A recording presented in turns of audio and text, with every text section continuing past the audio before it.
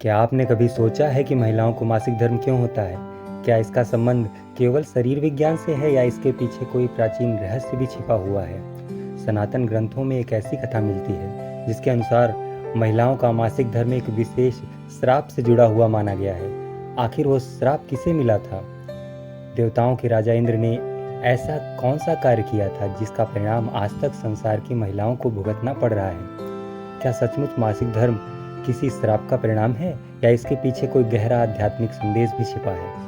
इंद्रेश जी महाराज अपनी अमृतमयी कथा में इस रहस्य को बड़े सुंदर ढंग से समझाते हैं। तो वीडियो को अंत तक अवश्य देखिए, क्योंकि ये कथा आपको मासिक धर्म, इतिहास और जीवन के एक अद्भुत रहस्य से परिचित कराएगी। ऐसे भाव है और भी कई लोगों ने कई बातें कही हैं, पर एक बहन का ऐसा भाव है कि महाराज जी, जो मासिक धर्म के समय ठाकुर जी की सेवा आदि नहीं होती है तो क्या हम भोग बना सकते हैं?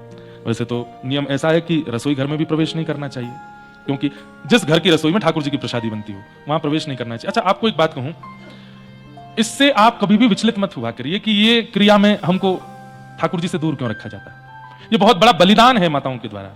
आपको पता है क्यों होता है ये धर्म? सुनाते हैं थोड़ी सी कथा, ध्यान से सुनना। देवताओं के गुरु थे विश्वरूप, जिन्होंने नारायण कवच की रचना की।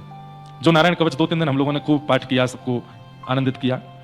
तो नारायण कवच किस लिए लिखा गया था? देवताओं की दैत्यों से रक्षा के लिए नारायण कवच लिखा गया था। परंतु विश्वरूप जो देवताओं के गुरु थे, ये दैत्यों के भांजे भी लगते थे। तो मामा के संबंध होने के नाते कभी कभी यज्ञ करते करते दैत्य आते और आके कहते, ओ भांजे राजा क्या कर रहे हो? बोले कि कुछ नहीं मामा जी, ये देवता लोग सब हमारे शिष्य हैं, इनका बल वर्धन कर रहे हैं। तो दैत्य कहते, हम भी तुम्हारे मामा हैं, थोड़ी हम पे भी कृपा किया करो। तो विश्वरूप कहते, वो तो ठीक है, लेकिन आप मेरे शिष्यों के शत्रु हो, आपका बल कैसे बढ़ाऊं? बोले, हम तुम्हारी माता जी के भाई हैं, थोड़ी हम पे भी कृपा करो। क्योंकि विश्वरूप की जो माता जी थी वो दैत्यों की बहन थी। तो एक बार मामाओं के लोभ में आकर के, थोड़ा संबंधी भाव आकर के, एक दिन उन्होंने दैत्यों के लिए भी यज्ञ किया और संभवतः उसी दिन इंद्र अपने गुरुदेव के दर्शन करने के लिए आए। तो जैसे ही इंद्र दर्शन करने के लिए आए, देखा कि क्या हो रहा है, गुरुदेव तो दैत्यों का बल बढ़ा रहे हैं, दैत्यों के लिए यज्ञ कर रहे हैं। तो इंद्र को क्रोध आया और अपनी तलवार निकाल करके सर धड़ से अलग कर दिया गुरुदेव का ही। गुरु हत्या लग गई किसको? इंद्र को। गुरु हत्या भी लगी और ब्रह्म हत्या भी लगी, क्योंकि ब्राह्मण है। ध्यान से सुनिएगा। अब तो ये तो बहुत गलत हुआ, सबने आके बहुत डांटा भी इंद्र को, ये क्या किया तुमने? बोले, ये चुपके से जो है दैत्यों का बल बढ़ा रहे थे।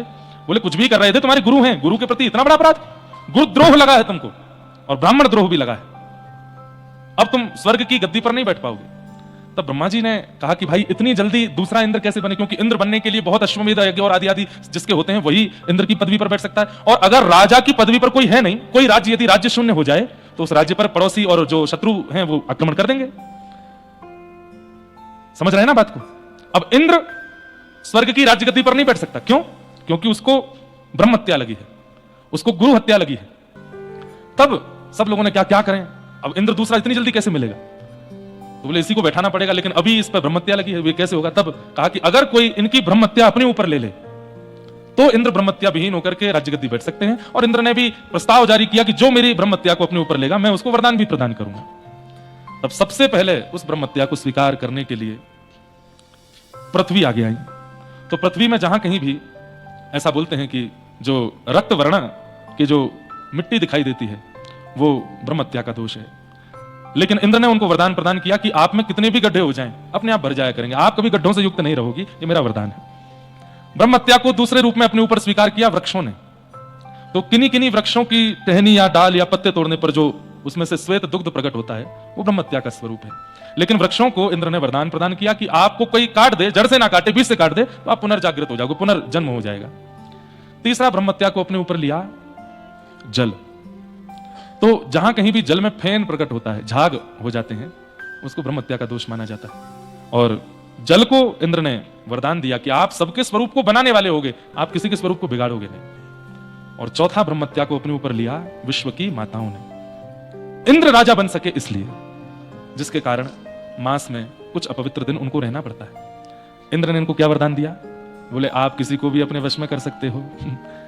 जब तक पिताजी के पास रहोगे तो पिताजी वश में रहेंगे, भैया के पास जाओगे तो भैया वश में रहेगा, और ब्याह होने के बाद में पिताजी पतिदेव वश में रहेंगे, और पुत्र होने के बाद पुत्र भी वश में रहेगा। तो ये इंद्र का वरदान है। तो ये कोई ग्लानि वाली बात नहीं है, केवल आप लोगों का बलिदान है। इतना बड़ा बलिदान कि स्वर्ग चल रहा है आप लोगों के कारण। इंद्र बैठे हैं राज्य गद्दी पर आप लोगों के कारण। और उन समय में कई मॉडर्न विचार वाले कई लोग ऐसा सोचने लगते हैं कि नहीं, रोक टोक नहीं होनी चाहिए, ऐसा नहीं होना। वो कोई हीन भावना से नहीं है, केवल वो ब्रह्म हत्या का दोष आपने अपने ऊपर लिया है, इसलिए उन दिनों में कुछ शुद्ध क्रिया करने के लिए मना किया जाता है। बढ़िया आराम करो, तान दुपट्टा सो, रजाई ओढ़ करके पड़े रहो बेड पे, क्या करना है। पतिदेव और बच्चों से कहो 4 दिन तुम भोजन बनाओ, हम खाएंगे, चाय पिलाओ, सूप बनाओ, चलो इडली बना के लाओ, बाकी के दिन तुम्हारी इच्छा मानी जाएगी, इन दिनों हमारी इच्छा मानी जाएगी। तो ये तो उसको आप लोग ऐसा नहीं, ऐसे मत लिया कीजिए कि ये ऐसा क्यों हमारे समाज में ऐसा नहीं, वो आवश्यक है। उसमें रसोई में और मंदिर में प्रवेश ना किया जाए तो अच्छा है। ठाकुर जी को दोष नहीं लगता।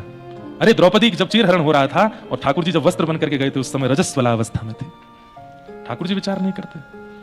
उस समय द्रौपदी को कोई छूना नहीं चाहता है, और वसन रूप भय श्याम, आप छूने की बात करते हैं, पूरे अंग पर आकर के लिपट गए थे श्री कृष्ण। वो नहीं विचार करते कि आप अपवित्र अवस्था में हो। हमें विचार करना चाहिए कि हम अभी शुद्ध नहीं है तो हम ठाकुर जी के पास ना जाएं।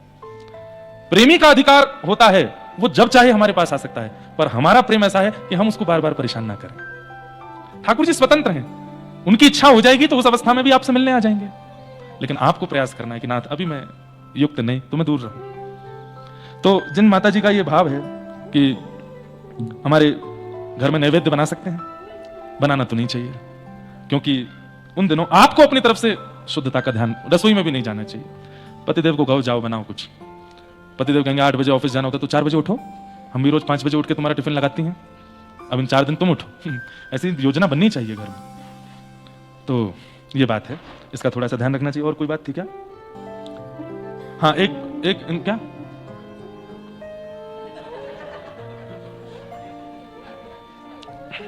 कुछ मत करिए, ये भी पतिदेव से ही करवाइए। पंडित जी कह रहे हैं कपड़े धो सकती हैं, झाड़ू पोछा कर सकते हैं, कुछ नहीं करना है, तान दुपट्टा सो। हाँ, ये भी पतिदेव ही करेंगे, ये भी बालक बच्चे ही करेंगे। ये है उस पुरानी वाली सोच। काय को करे, जब भाई ठाकुर जी की सेवा में परहेज है तो बर्तन मांजना आदि कुछ नहीं करना है। बर्तनों में भी तो प्रसाद ही पाया जाएगा, वस्त्र पहन के भी तो मंदिर जाया जाएगा, क्यों धोए हम? कुछ स्पर्श नहीं करेंगे। वॉशिंग मशीन में भी पति डाल के आएगा, नहीं डालने जाएंगे। मतलब कुछ तो कराओ, नहीं कराना हमें कुछ भी। जब मंदिर में प्रवेश नहीं है, रसोई में प्रवेश नहीं, तो कहीं भी प्रवेश नहीं। बिस्तर पे ही रहो बस, स्नान ध्यान करो, आनंद करो। हाँ, नाम जप माला आदि ये सब भी नहीं, मन ही मन कर सकते हो, मन ही मन ठाकुर जी का स्मरण कर सकते हो। और हाँ, यूट्यूब पे बढ़िया कथा सुन सकते हो, पूरे दिन कथा सुनो।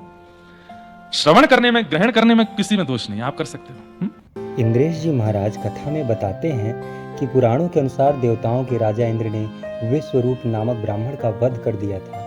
ब्राह्मण की हत्या को ब्रह्म हत्या का महापाप माना गया। इस पाप के कारण इंद्र अत्यंत भयभीत हो गए। तब इंद्र ने अपने इस पाप को 4 भागों में विभाजित कर पृथ्वी, जल, वृक्षों और स्त्रियों को सौंप दिया।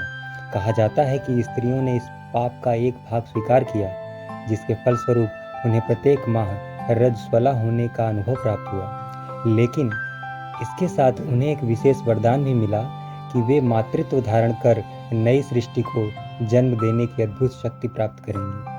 इस प्रकार कथा का संदेश यह नहीं कि मासिक धर्म अपवित्रता है, बल्कि यह है कि नारी सृष्टि की जननी है और उसके भीतर जीवन को जन्म देने की दिव्य क्षमता विद्यमान है। इसी गूढ़ आध्यात्मिक रहस्य को इंद्रेश जी महाराज अपनी कथा में भावपूर्ण ढंग से समझाते हैं।